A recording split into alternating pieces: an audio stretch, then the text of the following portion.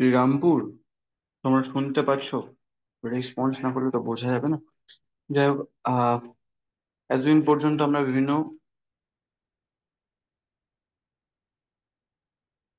বিভিন্ন পরিবাহী তারের জন্য স্যার, শ্রীরামপুর গার্লসের চ্যাট করেছেন, ওনাদের ক্যামেরা এবং মাইক্রোফোন দুটোই কাজ করছে না। আপনি ক্লাস কন্টিনিউ করুন স্যার। হুম হুম তো বিভিন্ন রকম পরিবাহীর বদ্ধ পরিবাহীর ক্ষেত্রে দেখেছি বৃত্তাকার লুপ যদি হয়, বা ঋজু দীর্ঘ পরিবাহীর জন্য কি হয়, চৌম্বক ক্ষেত্র এবং চৌম্বক ক্ষেত্রের মান দুটোই। ঠিক আছে, এইবার এই জিনিসগুলো আহ তোমার যেহেতু বি অর্থাৎ চৌম্বক ক্ষেত্র, এটা হচ্ছে ভেক্টর। চৌম্বক ক্ষেত্র ভেক্টর, তাই নিশ্চয়ই প্রত্যেকবার এর মান আর অভিমুখ দুটোই পাওয়া যাবে। তো আজকে আমরা দেখব অ্যাম্পিয়ারের বর্ধপথের সূত্র। হুম,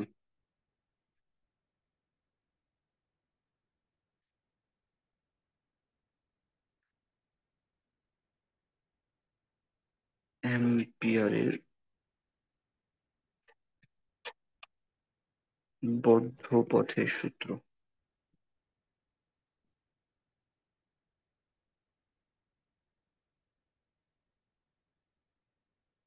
তো অ্যাম্পিয়ারের বর্ধপথের সূত্র কি?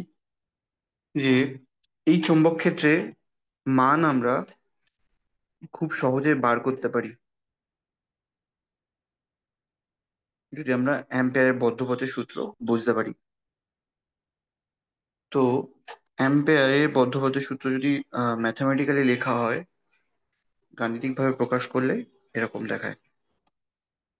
আমরা প্রথমে লিখে নিই এটা, তারপরে অ্যাম্পিয়ারের বর্ধপথের সূত্র পড়বো। সেটা প্রথম আমাদের প্রথম কনক্লুশন কি ছিল? যে যদি কোনো তড়িৎবাহী তার হয়, সেই তড়িৎবাহী তার চৌম্বক ক্ষেত্র তৈরি করে। আর চৌম্বক ক্ষেত্রের অভিমুখ কিভাবে পেয়েছিলে? চৌম্বক ক্ষেত্রের অভিমুখ পেয়েছিলে তোমার ডান হস্তের সূত্র থেকে। এখন ভালো করে দেখো, আহ এই চৌম্বক ক্ষেত্রের মান, এটা তো ভেক্টর কোয়ান্টিটি, এর অভিমুখ আছে, এটা একটা ইন্টিগ্রেশনাল সিম্বল। ঠিক আছে, তো এক্ষেত্রে আমরা কিভাবে চৌম্বক ক্ষেত্রের মান এবং অভিমুখ বুঝতে পারি? প্রথমে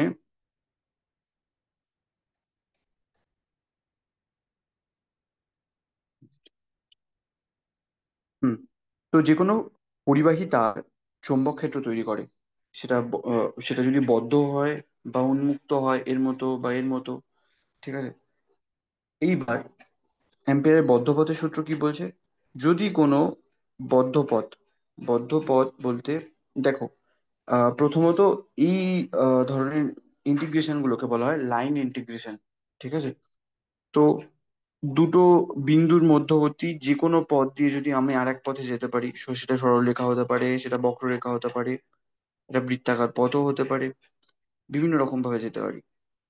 ঠিক, তো এই প্রত্যেকটা ছোট ছোট, তোমাদের একদম প্রথম দিন বলেছিলাম ডিএল এর অভিমুখ কোন দিকে হয়, যে বরাবর এই ছোট্ট অংশে অভিমুখ যেদিক বরাবর হবে সেটা হচ্ছে ডিএল।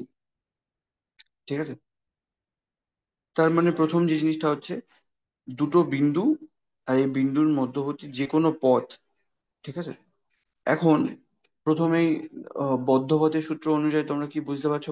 পথটা বদ্ধ হতে হবে, অর্থাৎ এই দুটো বিন্দু একই জায়গায় থাকতে হবে। ঠিক আছে, মানে যদি এখান থেকে শুরু হয়, তো এটা পুরো ঘুরে এসে এখানে এসে শেষ হবে। তো একটা বদ্ধ পথ তৈরি হলো। হুম এই বদ্ধ পথের ক্ষেত্রে তুমি দেখো, এটা একটা তল তৈরি হয়েছে না? তল তৈরি হয়েছে, সেই তলটা তুমি যেরকম ভাবেই নাও না কেন, যেমন এই দুটো বিন্দুর মধ্যবর্তী দূরত্ব সবসময় সরল রেখায় হবে, মানে সবচেয়ে কম দূরত্বে। বাদ বাকি সমস্ত পথই এর জন্য হবে, এই পথও হবে, এটাও হবে, এটাও হবে। সেরকম ভাবে এর উপরে যে কোনো সারফেস যদি তুমি কল্পনা করতে পারো, এটা এটা বৃত্তাকার হতে পারে, যে কোনো বক্রতল হতে পারে। ঠিক আছে। তাহলে প্রথম প্রথম যে আইডিয়া আসবে সেটা হচ্ছে একটা বদ্ধ পথ একটা তল তৈরি করে।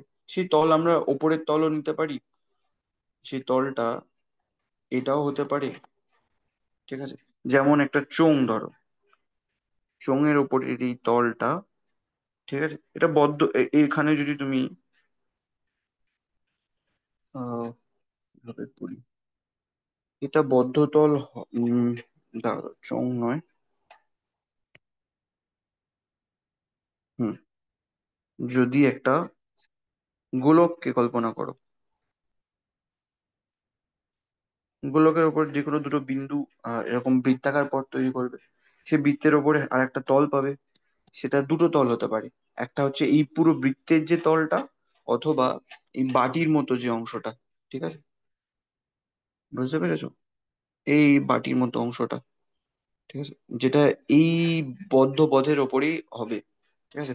বদ্ধ পথ, তুমি যে পথ দেখছো, বদ্ধ পথের মানে সংযুক্ত যে তল, ঠিক আছে, সেই তল যদি কোনো তড়িৎবাহী তারকে ছেদ করে, মানে ওই তলকে যদি ছেদ করে, ঠিক আছে, যেমন দেখো, আহ, যদি এটা বদ্ধ পথ হয়,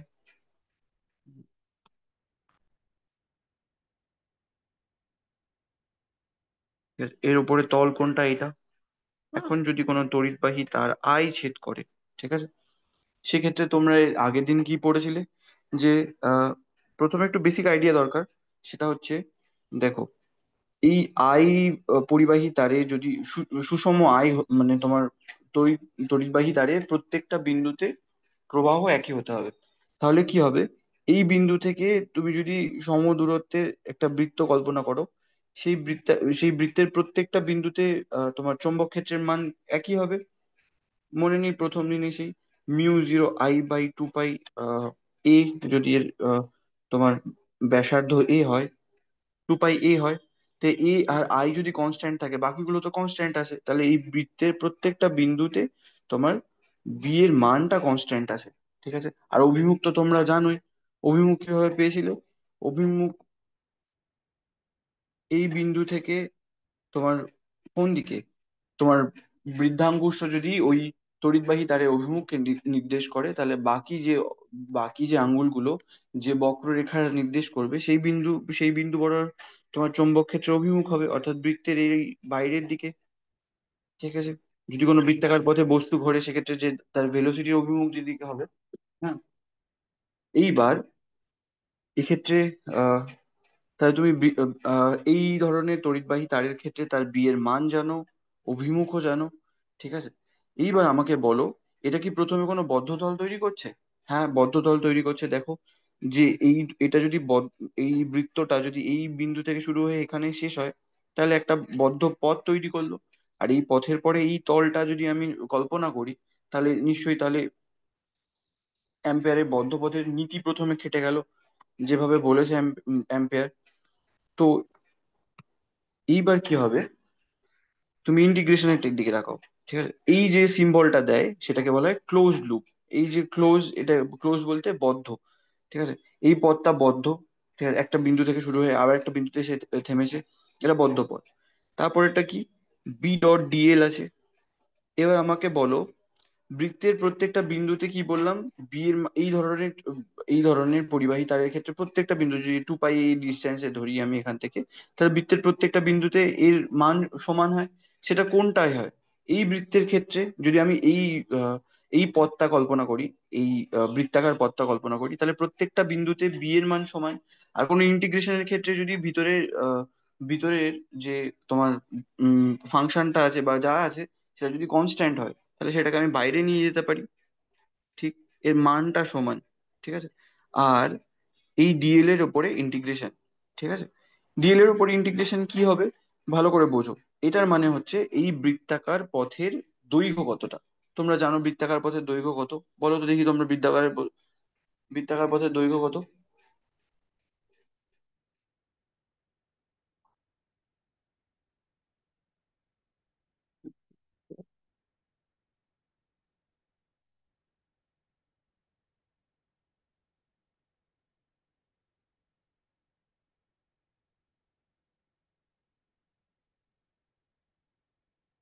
আচ্ছা, টিউবিং নিয়ে দেখি। তো এই বৃত্তাকারের পথের দৈর্ঘ্য কত হবে? এই বৃত্তের যা দৈর্ঘ্য সেটা কত, 2 পাই আর, 2 পাই এ, মানে ব্যাসার্ধ। ঠিক আছে, সেটা সমান সমান কি হবে, অ্যাম্পিয়ার কি বলে গিয়েছে, μ0 I, যেই তলকে যে পরিমাণ তোমার কারেন্ট ছেদ করছে, একদম ঠিক যেরকম ভাবে আমরা গাউসের সূত্র পেয়েছিলাম, একই রকম ভাবে। তো এখানে বি এর আহ, মানটা কত হচ্ছে তাহলে, B B equals to μ0 2 pi by A. দেখো কি সুন্দরভাবে একেবারে শর্টকাটে চলে আসলো। প্রথমে তোমাকে জানতে হবে এই যে তার, সেই তারের চৌম্বক ক্ষেত্রগুলোর মান আর মানে মান সম্বন্ধে সন্ধিহান না হলেও অভিমুখ সম্বন্ধে, ঠিক আছে, ভালোভাবে ধারণা থাকতে হবে।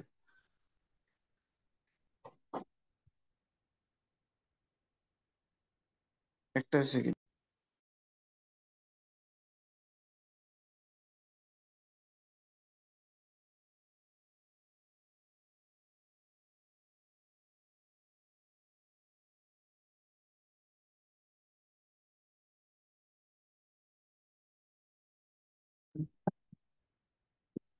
হুম। তো এই পর্যন্ত গেল অ্যাম্পিয়ারের বর্ধপতের সূত্র। অ্যাম্পিয়ারের বর্ধপতের সূত্র দিয়ে সুবিধা কি হয়, তুমি যে কোনো মানে বদ্ধপথে যদি সূত্র মেনটেন করে, সেক্ষেত্রে যে কোনো পরিবাহী তারের ক্ষেত্রে তুমি বার করে ফেলতে পারবে তার চৌম্বক ক্ষেত্রের মান। আর অভিমুখ তো তোমাকে প্রথমেই আগে জানতে হবে, না জানলে সেক্ষেত্রে ব্যবহার করতে অসুবিধা হয়ে যাবে। ঠিক আছে, এইবার আহ একটা অঙ্ক আছে, তোমরা করতে পারো। সেটা হচ্ছে আহ লেখাই যায়।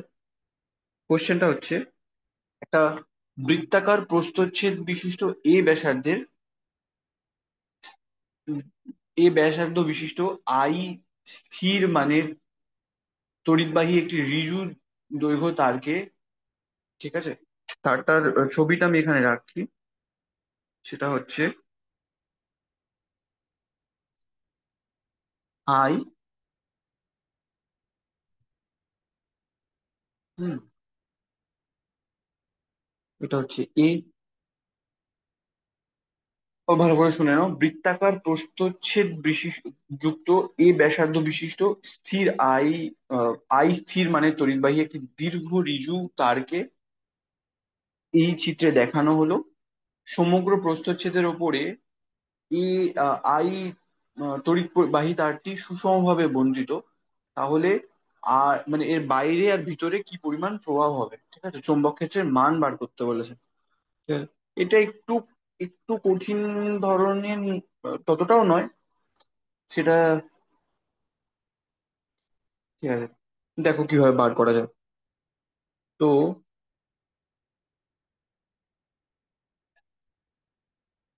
ঠিক আছে, প্রথমে বলেছে ভিতরে কত হবে। ঠিক আছে, এখানে আই যে কারেন্ট আছে সেটা সুষমভাবে বন্টিত।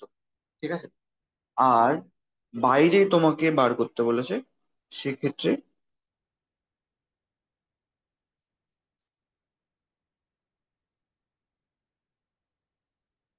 এই দুটো জায়গায়, ভিতরে আর বাইরে, এই দুটো জায়গায়, হুম, এবার আমি বাইরের রেডিয়াসটাকে আর, আহ, আর ধরে নিলাম, বা ভিতরের যে কোনো একটাকে আর ধরে নিয়ে, এবার প্রথম ক্যালকুলেশন হচ্ছে, প্রথমে বোঝো এটা জিনিস, অ্যাম্পিয়ার, আবার সেই একই জিনিস অ্যাম্পিয়ারের বদ্ধপথের সূত্র বার ভেবে করতে হবে। কিভাবে, যে তুমি দেখো একটা তারটাকে এরকম ভাবে দেখানো হয়েছে, তারটা একটু আগের তারের মতোই, একই ধরনের। ঠিক আছে, দেখো এই যদি বাইরেটা নাও তাহলে এই পুরো তারটাকে পুরো তারটা এই তলটাকে ছেদ করেছে। আর যদি ভিতরে কিছু নাও তাহলে এইটুখানি পোর্শনের মধ্যে দিয়ে যে পরিমাণ কারেন্ট যাচ্ছে সেইটুখানি নিতে হবে। তো আমরা এটা করে দেখি কত অ্যান্সার আসে। ঠিক আছে, তো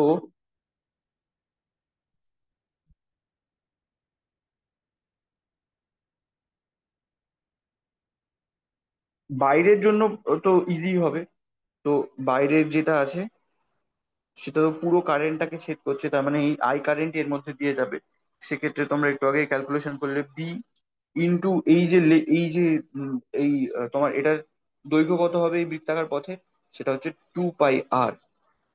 ঠিক, 2 পাই আর, আর বাইরে কারেন্ট কত, পুরোটাই তড়িৎবাহী তারকে ছেদ করেছে, তার মানে আই, আর মিউ নট তো থাকবেই। তো সুতরাং B equals to I mu naught by 2 pi r, এটা হচ্ছে তার অ্যান্সার। ঠিক আছে। এইবার তার মানে দেখো, যত দূরে যাবে, এটা সেই প্রথম নীতি অনুযায়ী খেটে যাচ্ছে, তাহলে যত দূরে যাবে তড়িৎবাহী তার থেকে, তত তোমার চৌম্বক ক্ষেত্রের মান কমতে থাকবে। ঠিক আছে। এখন আর লেস দ্যান এর জন্য কি হবে? ঠিক আছে। আহ আর লেস দ্যান এর জন্য ভালো করে বোঝো, সুষমভাবে বন্টিত মানে যে এই কারেন্টটা একটা, এরপরে তোমরা এটা পড়বে বড় হয়ে।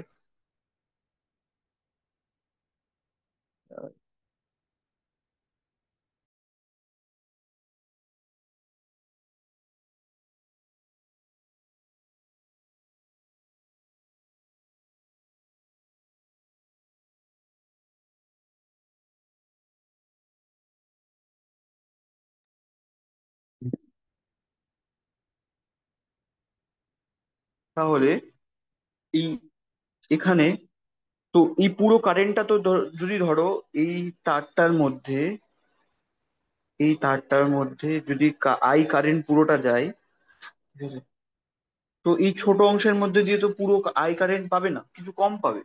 সেটা কত হবে? সেটা কিভাবে বুঝবো আমরা?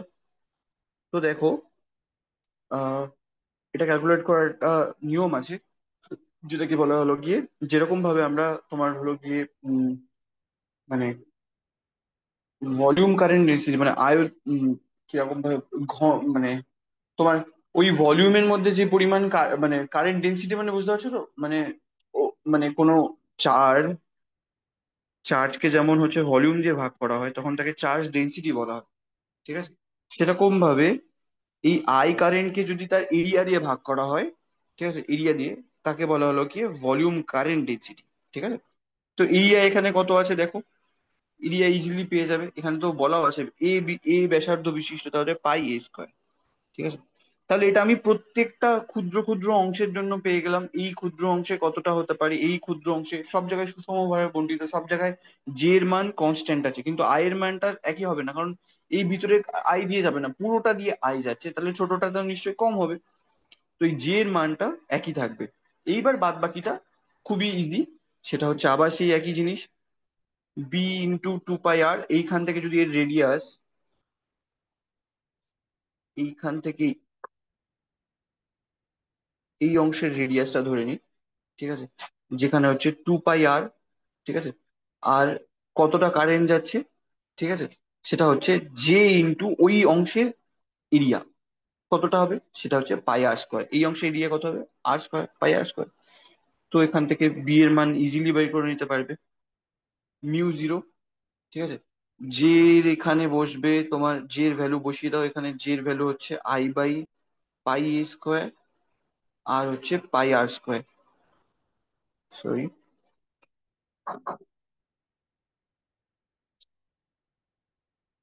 প্লাস। তো এইবার এখানে 2 পাই আর বসে গেল, আর এখানে হচ্ছে R/a তার হোল স্কোয়ার। ঠিক আছে।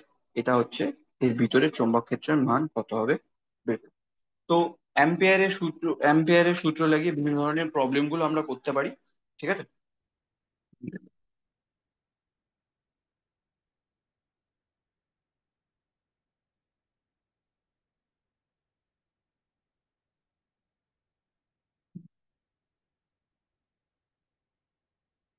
তো এই ধরনের বিভিন্ন ধরনের প্রবলেম গুলো কিন্তু দেয়। ঠিক আছে। তাহলে এর একটা গ্রাফও করা যায়। গ্রাফ করা যায় বলতে, যে তড়িৎবাহী তারের মধ্যে চৌম্বক ক্ষেত্রের চৌম্বক ক্ষেত্রের মানটা কিভাবে বিন্যস্ত থাকে। ঠিক আছে। সেটা কিরকম ভাবে দেখবো, সেটা গ্রাফটা কিরকম দেখাবে। দেখো ভিতরের দিকে তুমি যদি এটা দেখো, বি মানে বি ইজ প্রপোর্শনাল টু কত হলো, এখানে উপরে আর স্কোয়ার আছে, নিচে আর আছে, তাহলে 1/r হবে। ঠিক। আর তোমার, না, ও সরি, 1/r কেন, এটা আর হবে, প্রপোর্শনাল টু আর। আর হবে, ওপরে আর স্কোয়ার আছে, নিচে আর আছে, আর প্রপোর্শনাল হবে। আর এখানে কত, B is proportional to 1/r হবে। ঠিক আছে। তো কোন পর্যন্ত থাকবে সেটা, এ পর্যন্ত। তো এখানে যেটা থাকবে, তো প্রপোর্শনাল টু আর মানে এখানে যেটা, সেটা সরলরেখার equation, y equals to m x, তোমরা সবাই করেছো। তো সেটা সরল রেখা বরাবর যে গেল এই পর্যন্ত উঠলো। তারপরে 1/r কি হয়, তো তোমরা এটা ইয়ে পিভির ক্ষেত্রেও করেছো, পিভি ইকুয়ালস টু কনস্ট্যান্ট, তাই না? তাহলে পি ইকুয়ালস 1/v হয়, বা c/v। সেক্ষেত্রে গ্রাফ কিরকম হতো, এরকম ভাবে নিচের দিকে পড়ে যেত। এখানেও সেম হবে। এটা হচ্ছে এই যে নিচের দিকে নেমে যাবে। তো এটা 1/r, আর আর এর সাথে আছে প্রপোর্শনাল, এটা আর এর সাথে আছে। এটা বি এর, বি ভার্সেস আর টা। এই ধরনের কিন্তু প্রশ্ন কিন্তু দেয়, ঠিক আছে, পরীক্ষায়। তো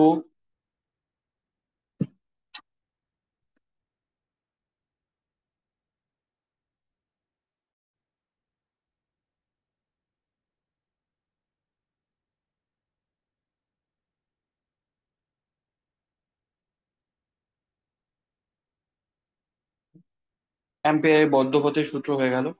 এবার সলিনয়েড থেকে কিছু কিছু অঙ্ক, মানে তোমার এর ফর্ম, মানে ফর্মটা মনে রাখলে, টরয়েডে বা সলিনয়েডে কত হয় চৌম্বক ক্ষেত্রের মান। ঠিক আছে, এটা তোমরা ইজিলি দেখতে পারো। ঠিক আছে, আজকে সলিনয়েড পর্যন্তই থাকবে। তো সলিনয়েডের ক্ষেত্রে কিরকম হয়, সলিনয়েড দেখতে হয়, তোমরা দেখতে পারো বিভিন্ন ধরনের কয়েল খুলে। তো এর গায়ে তারটা পেঁচানো থাকে, এই গেল, আবার এখান থেকে ঘুরে আবার এই যাবে, এত কাছাকাছি থাকে যেন সবগুলো সমান মনে হয়। ঠিক আছে, সবগুলো।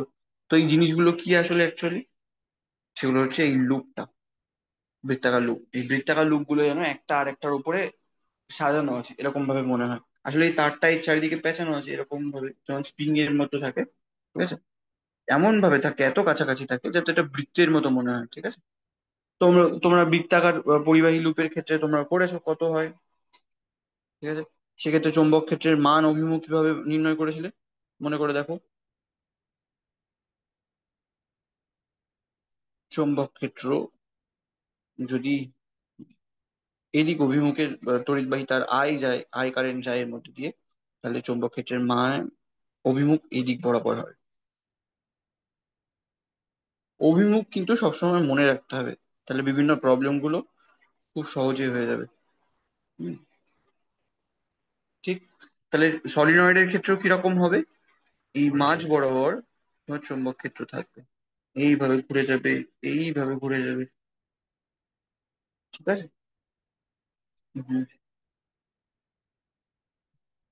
ঠিক আছে। যদি কারেন্ট কোন দিকে প্রবাহ হয়,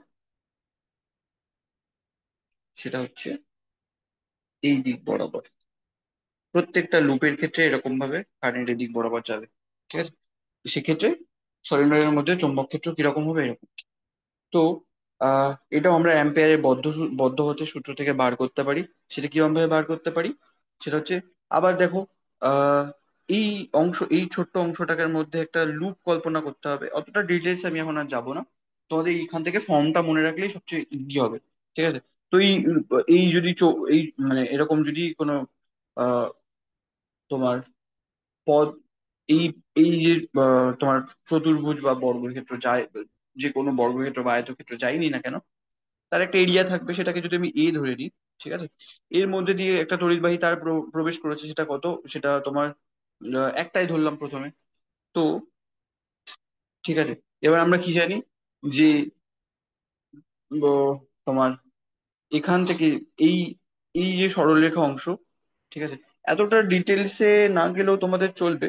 সেটা হচ্ছে এই সরলরেখা বরাবর আর এই বরাবর, ঠিক আছে, চৌম্বক ক্ষেত্রটা, ঠিক আছে, চৌম্বক ক্ষেত্র যেই বরাবর থাকবে, আর এই বরাবর আর এই বরাবর সেটা ক্যান্সেল করে যায়। ঠিক আছে, যাই হোক, এটা তোমাদের পুরোপুরি ক্যালকুলেশনে বোধহয় নেই, আমি শুধু এর জাস্ট অ্যান্সারটা লিখছি। ঠিক আছে, এটা তোমাদের খুব কাজে লাগবে, কারণ এখান থেকে প্রচুর অঙ্ক আসে। সেটা হচ্ছে μ0 ইন আই, কি পরিমাণ পাক সংখ্যা আছে, মানে এখানে কতগুলো পাক আছে। ঠিক আছে? মানে কতগুলো বৃত্ত আছে, সেটাই হচ্ছে তার চৌম্বক ক্ষেত্রের মান। যত পাক বেশি হবে তার চৌম্বক ক্ষেত্রের মান তত বেশি হবে। ঠিক আছে, আজকে এই পর্যন্ত থাকলো। পরের দিন সলিনয়েডের বিভিন্ন অঙ্কগুলো করবো আমরা। ঠিক আছে।